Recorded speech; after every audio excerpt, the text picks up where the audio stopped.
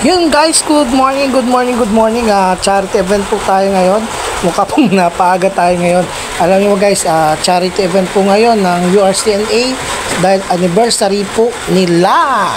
Yun po mga guys, anniversary po nila ngayong araw na to. At ngayon nga, mukha yatang nauna po tayo ngayon dun sa charity event. Kasi naman, meron po kasing misa na ginaganap doon naman po sa Alawihaw. Doon po nag-aron po ng misa ang para po sa charity event na ito. Yun mga kaibigan, no? Paupo po tayo ngayon dito. Papugi-pugi, ang cute.